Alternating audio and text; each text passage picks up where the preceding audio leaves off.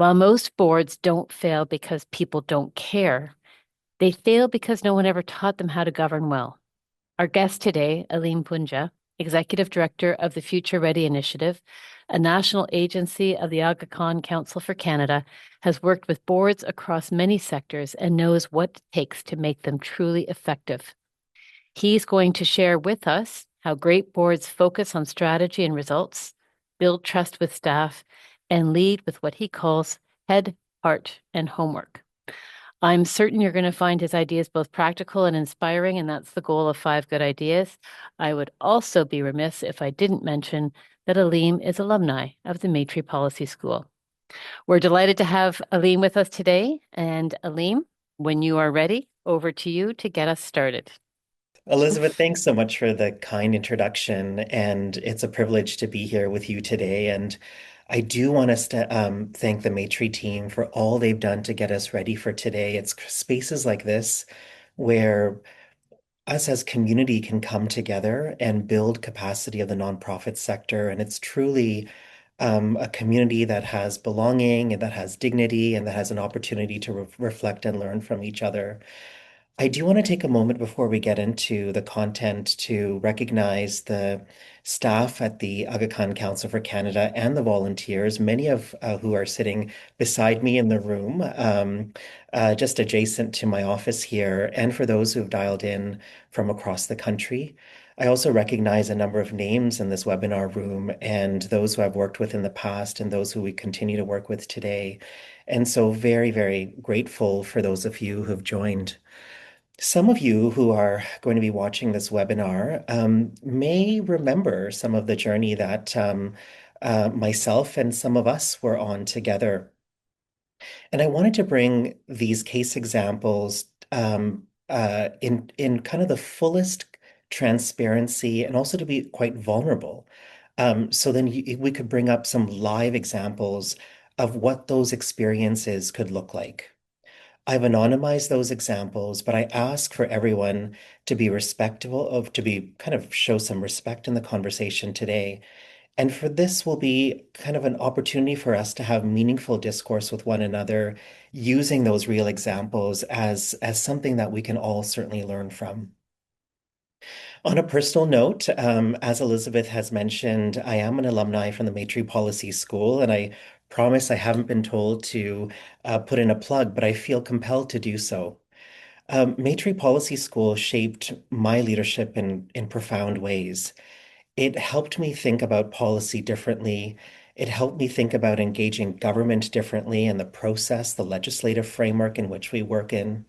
It helped me think about systems differently and helped me think about people differently. And policy school was a real gift from Maytree, not only an investment in myself, but most importantly, an investment in my organization. And the network that I gained, the colleagues, the thinkers, the collaborators, they all continue to guide me and my organization. So really grateful for that opportunity as it was meaningful. And I would actually suggest anyone that's in this webinar room, if you have an opportunity to get through policy school with Maytree, please do. It's a wonderful, wonderful opportunity. I want to begin with something very personal. And it's really about how I understand service. Many of you know I belong to the Smiley community, and as part of our faith, we have a word that we use that describes service, and that word is khidma. It's an Arabic word, and it means service or selfless service. It's not only about volunteering, it's about a way of living. It's about compassion and responsibility and dignity and care, and it is unconditional. It's joyful, and it's central to our identity as Ismailis.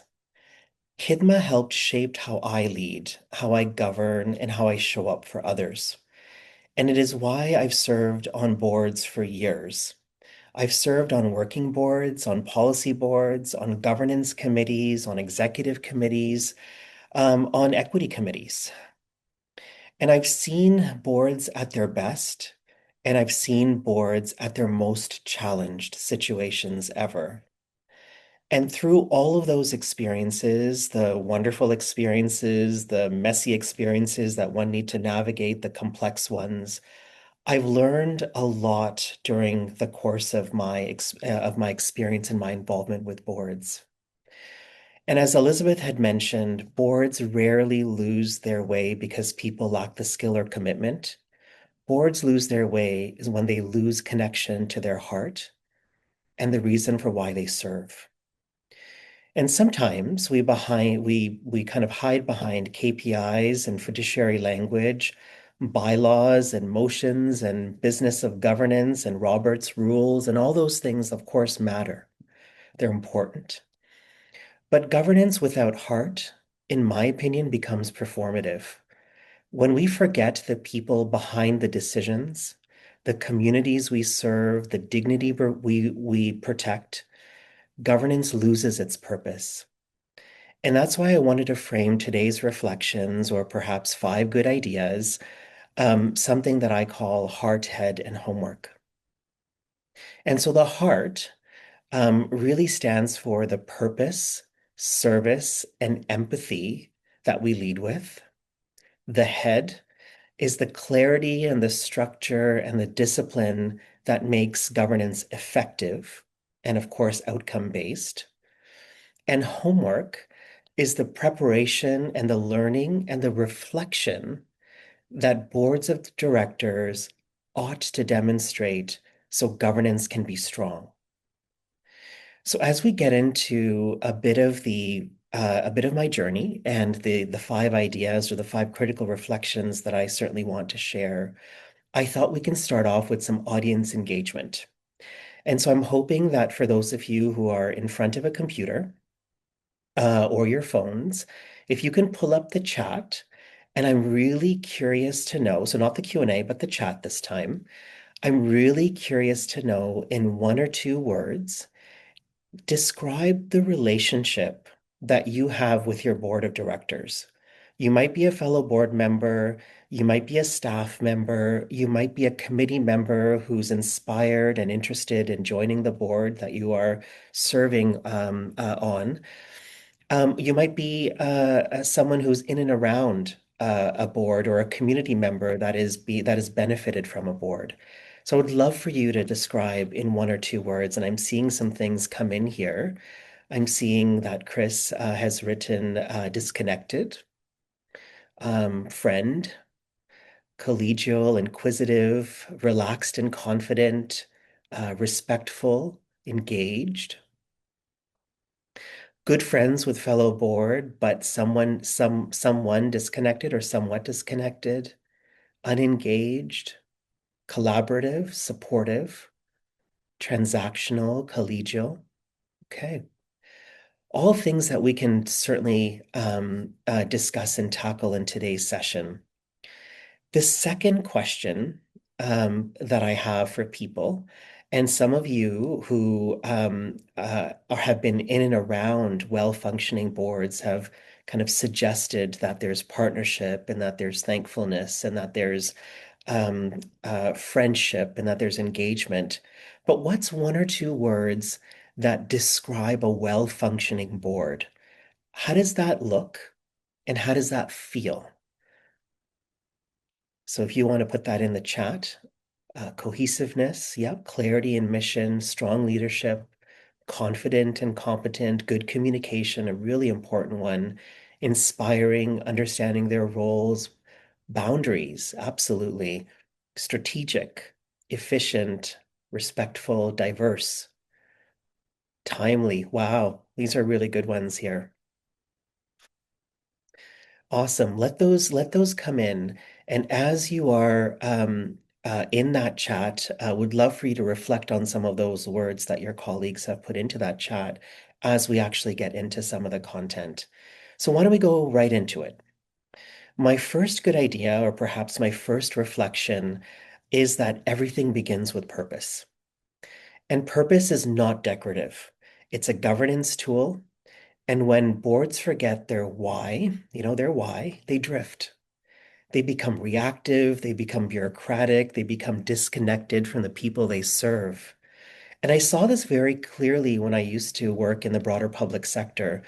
And I was assigned as the executive to the staff and actually served as a co-chair to the board's Enterprise Risk Management Committee. And we had incredibly sophisticated conversations on risk management.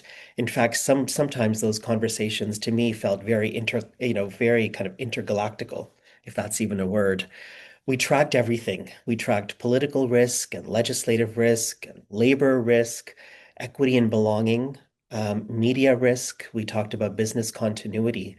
That dashboard that was presented on a monthly basis at committee was beautiful, it was clean, it was technical, and you had committee members who did their homework and came to discuss enterprise risk management. And frankly, some of those folks were experts in their field of risk. But to me, something felt off. And for those of you who work and serve in the nonprofit sector, you know what that means.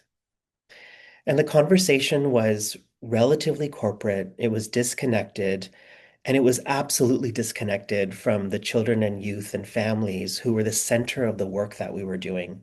They were the ones that we needed to center in all of the decision making. So we had suggested, or perhaps I had suggested, that we add one very simple column to the dashboard. And that simple column was to gather information on one particular question, just one. And it was, how does this risk impact service to children, youth, and families? The committee also ratified and made that a mandatory discussion point when considering recommendations from the committee to the board. And that single question that we had integrated as part of the framework, of part of what we assessed of all of those risks that I had mentioned, and we centered those who we were serving, the conversation became different. The risk mitigation became different. The way we talked about risk became different. That governance process, from my perspective, became more human. Purpose was re-entered into the room, and we centered those we were serving. And we were able to calibrate that the client that we were serving in that committee meeting was not necessarily just the board of directors. It was the organization, it was the community, and it was those that we had touched every single day of what our frontline staff actually did. And so purpose, in my opinion, is not a slogan, it's a discipline. And grounding every conversation in purpose, I can guarantee you, will transform governance. Another reflection that I have, or perhaps another good idea that if I may, is that when boards need to govern and not manage. And this is especially hard for small organizations or working boards, many of which I've been a part of. And many of you have asked questions about this because there's quite a number of nonprofits that are represented in the Zoom room today that are small and that have boards that actually get into providing service, not only governing. And so, how involved should boards be in that level of operations? And if there are, especially if there are no staff, and who actually runs the organization? I mean, these are all real questions that you had asked in the uh, kind of questions leading up to the session today.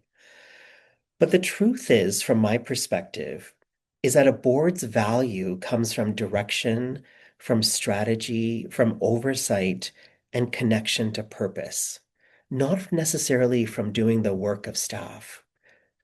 It's really to work alongside staff. I once was on a board, and it was a true working board. And the chair of that board had responsibilities almost equal to the executive director. And everyone cared deeply, everyone worked hard, but the boundaries were blurry. When we introduced strategic partnerships, for example, from a staff perspective, the working board believed it was their role to implement. And based on their volunteer portfolios, their mandate, what they felt was important to execute as part of their roles was really stepping a little bit on staff's shoes. But meanwhile, staff believed that their role was really to manage those relationships, execute on those relationships because they had daytime availability and they were able to engage in daytime conversations. And those we were serving were those who were being served during business hours, etc. Both groups were acting with care, but the lack of clarity created real tension. And I remember frontline staff saying very quietly to me, everyone is working so hard, but not together. And that moment stayed with me. We eventually created a roles matrix, a tool that aligned leadership and it really clarified responsibilities. So once we did, that tension eased, we were able to work on that trust. And most importantly, that the organization of who it served received better service. And so governing well is not about doing less, it's about doing the right things, and it's about empowering others to do the rest. Another truth, or perhaps idea that comes to mind, is really centering equity and pluralism in every governance decision. It's important to note that boards hold power, and that power affects real people. It affects the staff, it affects the volunteers, it affects the communities in which the organization is situated within. It affects the people that the organization serves. And equity is not an add-on, and pluralism is not decorative. They are essential governance practices. And so perhaps we need to align on what the definitions of equity and pluralism are. So when it comes from a governance context, I would say that governance is about examining who's benefiting, kind of who's burdened by the decision making that's happening, who's missing around the board table or the committee table to be able to shape those decisions, whose voices need to be at that table to shape the decision making that is required. It really requires courage and humility and curiosity and a willingness to redesign systems so people can feel that they're participating fully and that there's a sense of belonging in the conversation. Now, pluralism is really an understanding that diversity is simply not a demographic fact. It's not about uh, bringing a whole bunch of people together. It goes really beyond that. It's acknowledging that pluralism is a strength and it enriches decision making, it strengthens institutions, it deepens community trust. Because when you reflect the community in which you serve, that trust is actually is developed, nurtured, and maintained. And so together, when you ensure that there's good governance, it's not just about inclusion. It's about centering equity and pluralism, being responsive to the community reality.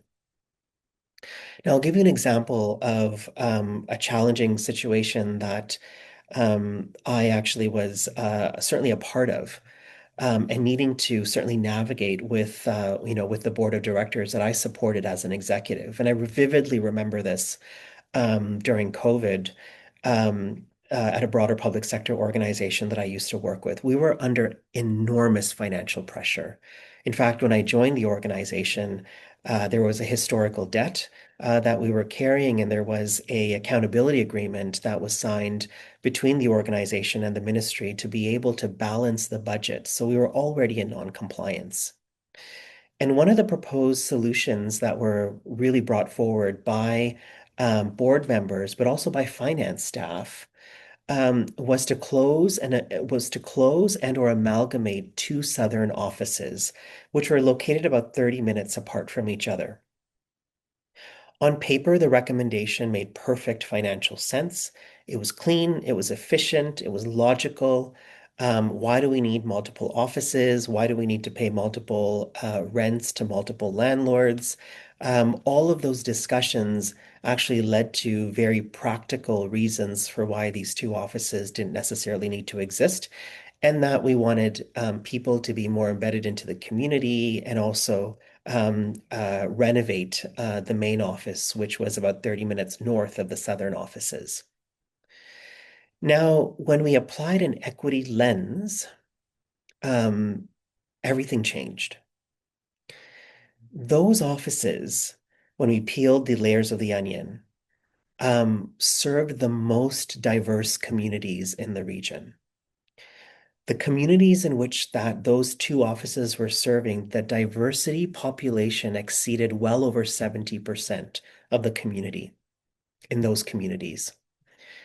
And there were transportation barriers, the needs were high, and frankly, most of the new referrals that were coming in to the organization were coming in from those municipalities in which those two offices existed in.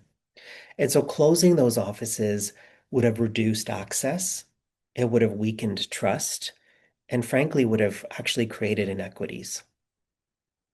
And so the concept of closing those offices from a non-equity perspective, from a financial perspective, an operational perspective, a governance perspective, was technically sound, but it was socially harmful, and it would have impacted those who we were serving quite magnificently.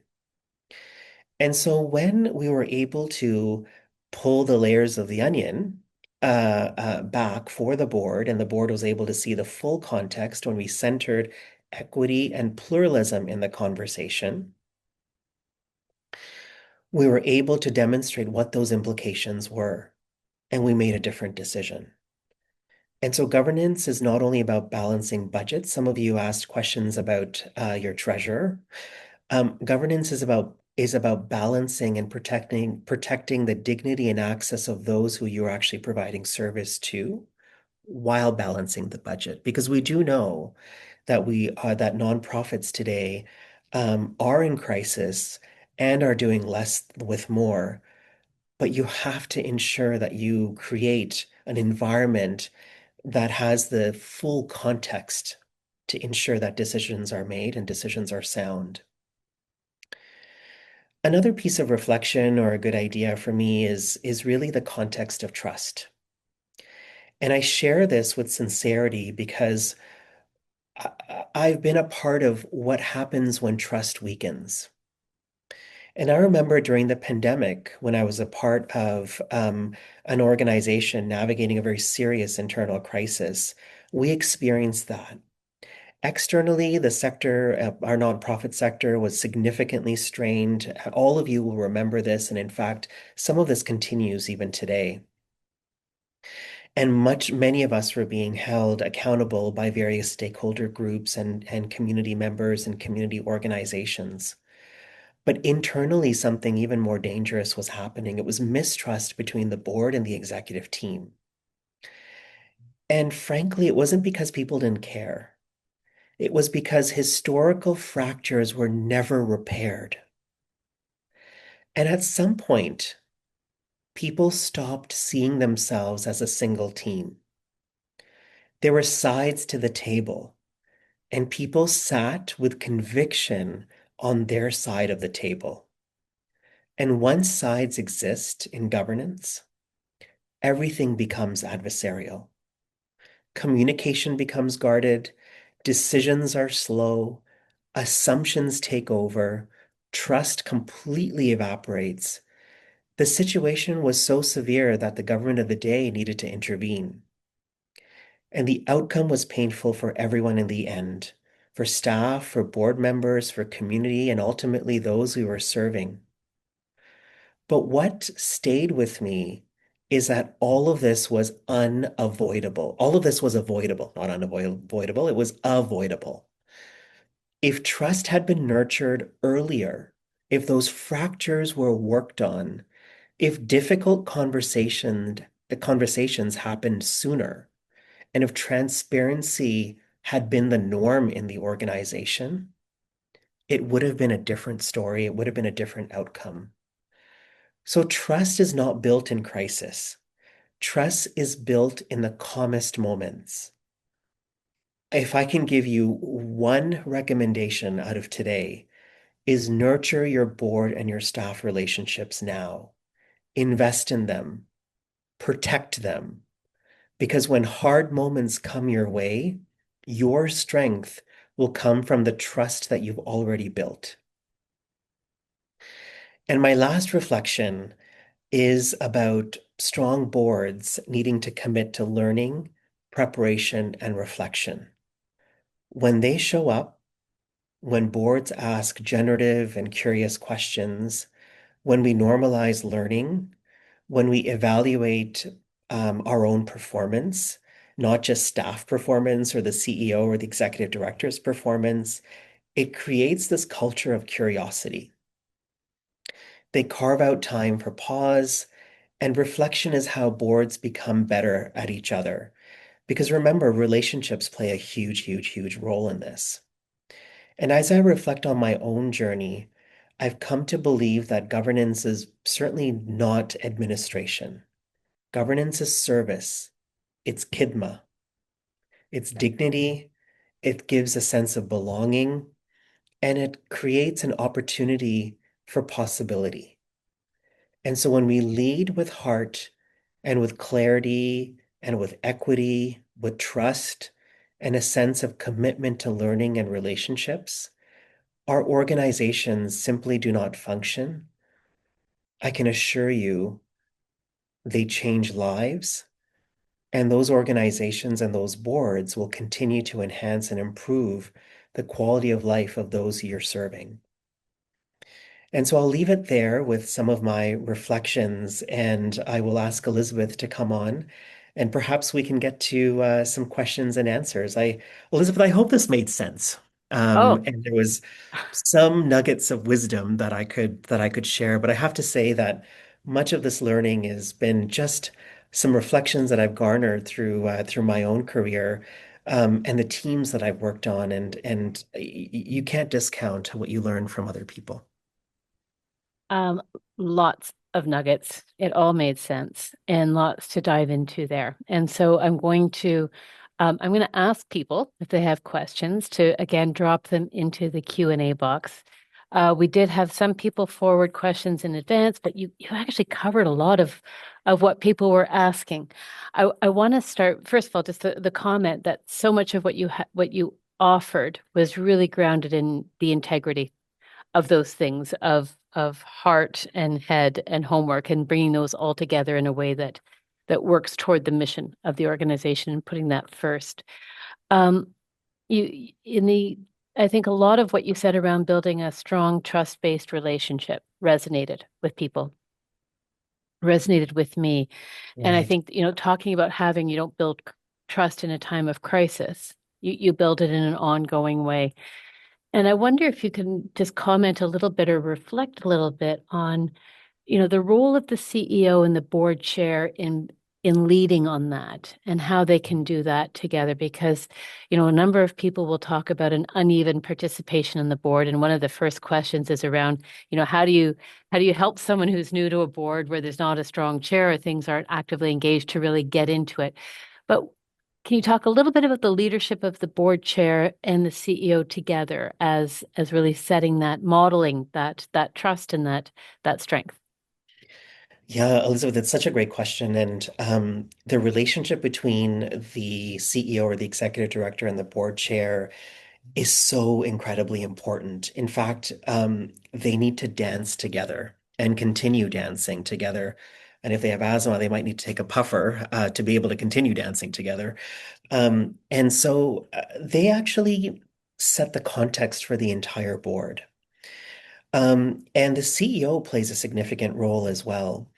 And I reflect on kind of my days in being an executive and supporting a board and not necessarily sitting on a board. The CEO's responsibility is always to bring the issues of the day to the board.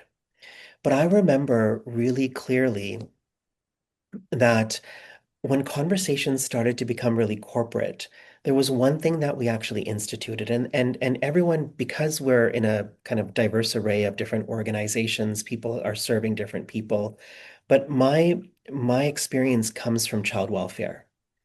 And I remember having a conversation with the board chair in ensuring that we needed to um, kind of root our conversations in those we were serving.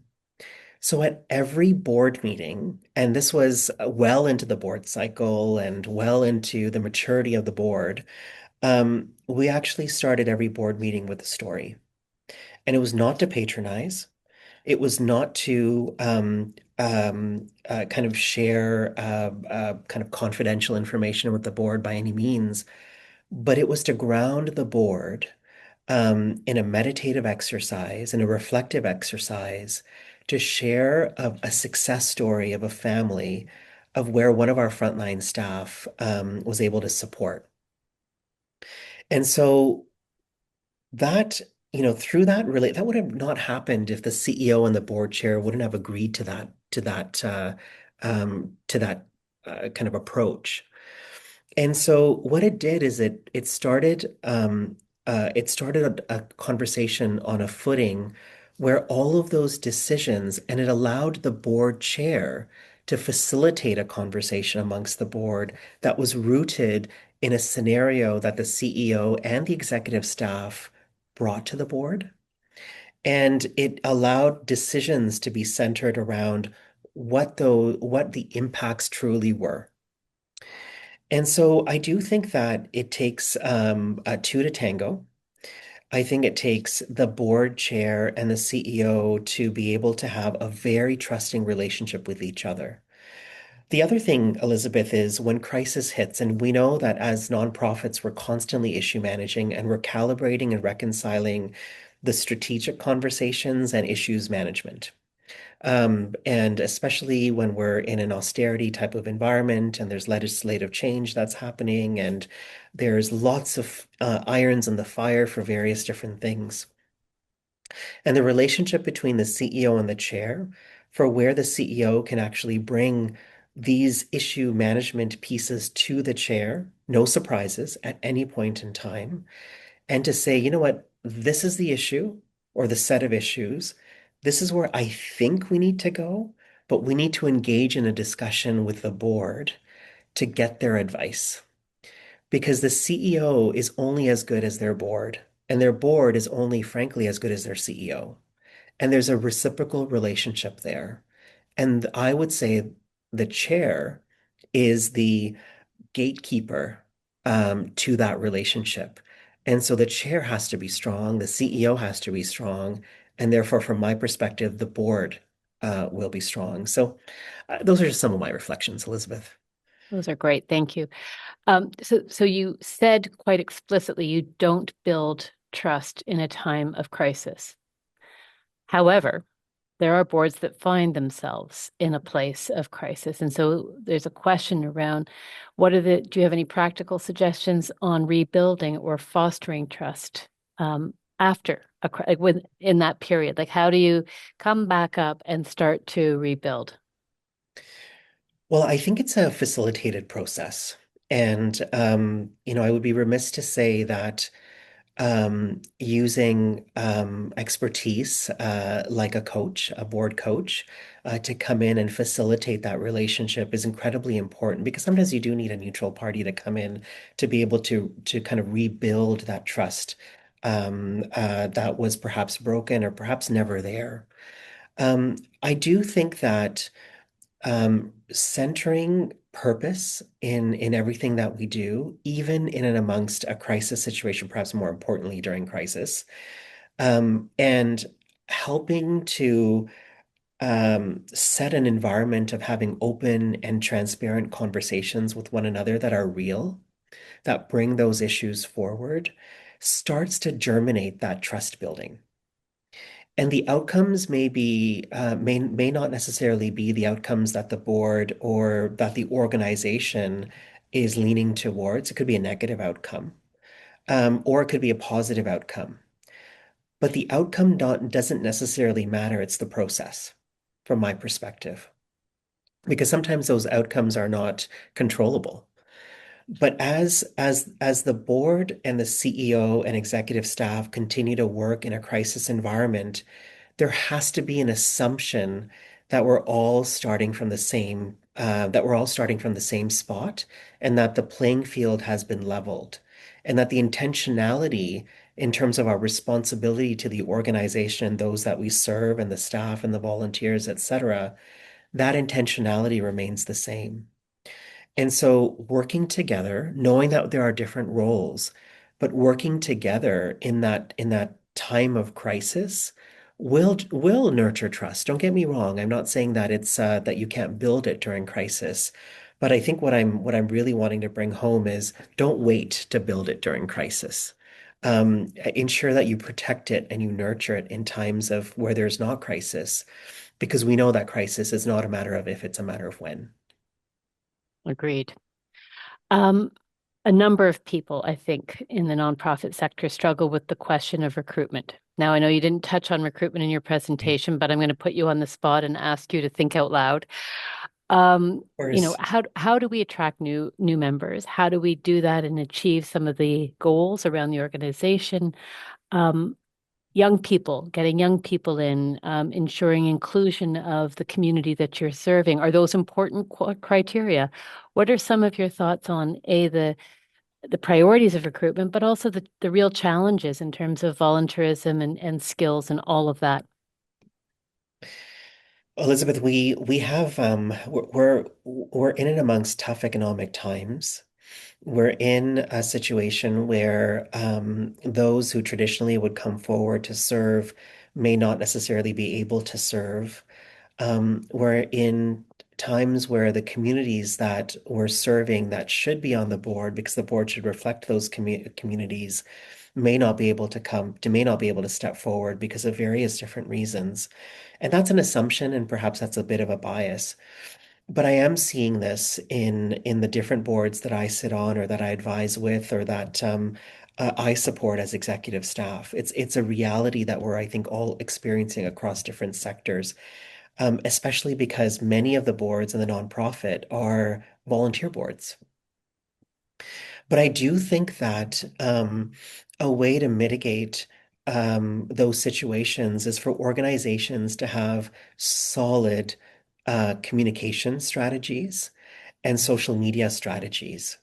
And I see that many of the time, organizations that use platforms to communicate their messaging in their community, that are embedded in the community, where they're able to report their findings, where there's wonderful nuggets of real life examples that they can use. Those are all important tools to be able to communicate to the masses, and using existing platforms on social media and other ways to bring the organization's message forward. And I think the more that organizations open the door for public board meetings, for different events that one could have, whether it's online or in person, I'm biased to in-person events now. Um, it creates a sense of camaraderie. It creates a sense of, wow, I really want to be a part of that board, or I really want to be a part of that mission in the organization. And so I do think that boards and the CEO, in many cases, have a responsibility to be able to share the story and use platforms to be able to share that story to get those messages across. It's not only about the roles matrix and putting kind of the spec online on Charity Village or what have you. It is about using very diverse ways. And I think a lot of the times it's really going down to the grassroots, Elizabeth. Like I think that um really talking to people that you're serving, going right down into community if you're a grassroots organization, and talking about the importance of the reason why boards exist. Because sometimes people think, well, it's just bureaucracy. Why do boards exist? There's actually a fiduciary responsibility, and there's a legal construct in terms of why boards exist. Organizations require them. And I think once you start to have those conversations and build that awareness and education around how one could have impact to shape the trajectory of an organization or a sector or an association, etc., you could start to excite people. And I think that, and perhaps a little overused, but I still do feel that it is an important conversation to continue having. Many of private sector organizations use these opportunities as their corporate purpose or their ESG. And so I think that capitalizing on that corporate purpose conversation is also important. But remember, you do need a diverse makeup on that board. You just touched on something and a thread that I want to pull. And you said Sure. that you have a bias for in person. Yes. And I think, in the last 5 years, meetings it was much easier to get quorum if we just had the meeting online. People are working less in person and board meetings are no different. Is there a trust imperative to bringing people together in person to strengthen that engagement, that relationship, that trust building? Oh, Elizabeth, I've been reflecting on this a lot. And as we're engaging in conversations in terms of people going back into workspaces and convening happening again post a pandemic world, um, I think that we have to approach this with intentionality.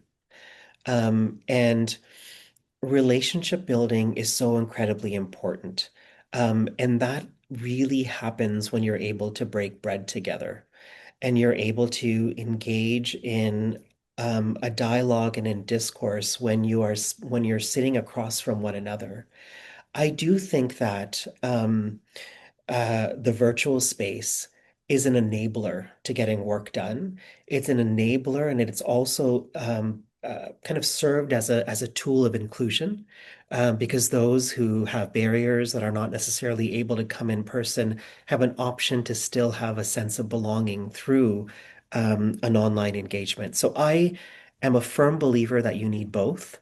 I'm not a believer of it being, I'm not biased to it being one way or the other, but use the online stuff as an enabler and try to commit to at least having 50 to 60% of your board meetings in person and perhaps hybrid for those who are unable to make it, because again, it creates that level of inclusion and engagement and participation where you may not necessarily have, it could be a barrier. Um, but I do think that the hybrid approach is incredibly important, but come in person when you can, because we're humans, and that heart-to-heart relationship can happen so much quicker and with so much impact if both of us are in a room together. I share your bias. I hope I convinced people on that. But don't get rid of the online because it is important and it is an enabler. It is an enabler, and it can also act as a real function for inclusion. Um, Absolutely. so it has purpose as well. Um, this is, I think, the perennial question of boards and CEOs. How do you strike a balance between governing versus managing? You want to Oh, learn about the frontline issues. You need to know the frontline issues. You need to understand what staff are dealing with, but doing so without being drawn into conversations that are in the weeds rather than looking at the horizon. So getting that balance. Some right. suggestions on how to remind board members to focus on the big picture or how to focus on the big picture while being conscious of the realities. Elizabeth, this is really challenging in the sectors that we work in, particularly in the nonprofit, because as board members are engaging in organizations that have quite deep, deep, deep purposes, it's very hard to cross that line. And it's very hard to, shall I say, kind of stay in your lane as a board member because the intentionality of that board member is to um, support those who the organization is serving. And sometimes you forget that you are actually supporting the organization and those the organization is serving through the work that you're doing as a board member. And so I do think that the CEO plays a big role, the CEO and the chair, but I would say the CEO plays a big role in this as well. And I think bringing information to the board for information only is incredibly important because it provides a context for the board in terms of what the organization is experiencing, but it also provides those guardrails in terms of where does the conversation start and stop. And so, for example, if the CEO is thinking about an organizational change in the structure of the organization, for example, say that you're looking at having more of a flatlined organization, or you need a couple of executive people because the organization is growing, etc. I would say it's the CEO's responsibility and prerogative to bring those pieces to the board and to use the board and the expertise on the board as a sounding board, no pun intended, and to get solid advice so you can make the decision on what makes sense for the organization from a structural perspective. And if you provide that context in conjunction with the board chair, or perhaps the committee chair of HR, that when as the CEO, when I bring this to the board, it's for information, it's for a conversation. I'm not necessarily looking for a motion for how the organizational structure ought to look like, but I'm bringing information to you to get the best advice so I can make the decision on what the organization should look like. And there's a nuance there, and it is a dance. And it's very, very hard to cross that line. But it is up to the board chair to be able to manage that conversation, and incredibly important for the CEO to be able to brief the board chair or the committee chair and or both before you actually bring some of those things to the board table. And so there is a start and the stop, but it is not, I have to say, like it's not a science, it's an art, or perhaps it's an art and a science, because there's lots of literature on this as well. And so I do think that we have to be really careful when we engage in conversations like this. And we do have to ensure that boards provide empowerment to the CEO to be able to actually fulfill their responsibilities as well. So it's kind of a reciprocal relationship, if that makes any sense. Absolutely. I would also just note you mentioned there's lots of literature on this. For those who are newer to the Five Good Ideas series, we always ask presenters to give us some resources for people to dig deeper with. And so if you go back to the handout that Yukon posted earlier, there, Aleem assembled some resources for you to take a look at as you want to delve into this more deeply. I have one last question for you, Aleem, and it's sort of given Right. that blank slate. So many of us in the sector have been involved in starting a nonprofit, Right. either starting it up as a board member or starting it up as the new director. It's an opportunity. It's an opportunity to get it right. It's an opportunity to set the stage. You don't have the history or the baggage of past uh, stuff. Right. What are the critical success factors? If you've got that blank slate, if you're building this, do you have thoughts on just a couple pieces of advice on how to go about that to build a strong organization from the ground up with a new board? Um, Elizabeth, it's a great question. And, I do think that nonprofits have to have all of the legal stuff the registering of the corporation and the bylaws and the corporate officers and all that fun stuff. And I think that I probably won't focus on that conversation, but what goes with that conversation is an experience that I had just a few months ago on a board that I sit on. And it was such an incredibly important experience. And in some cases, this board was reconstituted. So there were members of the board that the board was reconstituted for various reasons. And so many of us were new. The CEO is new within the last year, and so are members of the executive team. And what was really cool is once we renewed our bylaws, once we renewed the shareholders' direction, because there was one, because it's a subsidiary, once we made sure that all of the kind of legal requirements were there, we engaged in a principles exercise. And this was probably one of the most coolest things for me, maybe because I'm a social worker and that the touchy-feely stuff is something that I incredibly value. But I have to say it changed the way that people felt in in the organization, and it brought purpose to the conversation. And so we created a set of principles, and those principles were about the organization, those that we serve. It was about staff, and it was about the work of the organization. And those principles, we had a facilitated discussion. We documented those principles. We put it on the website. We created examples of how to actualize those principles in reality. And it actually is the basis of how that board functions or how the organization functions now. And so as new nonprofits are starting up, it's incredibly important to do all of the important things with Corporations Canada and all that sort of jazz, but engage in an exercise where you can create a set of principles for your organization that touch on the various important aspects of the organization, because that will be your touchstone. That's the guiding light. That's the touchstone where you could actually bring into the board meeting, remind people of that before you engage in a board meeting. And it perhaps could be a bit of a ritual for the board to visit those principles before every single board meeting and reflect on those principles after every board meeting. So, Elizabeth, that's my advice for new nonprofits. Don't forget that the principles are incredibly important. It's the guardrails. It's the guardrails, exactly. Yeah.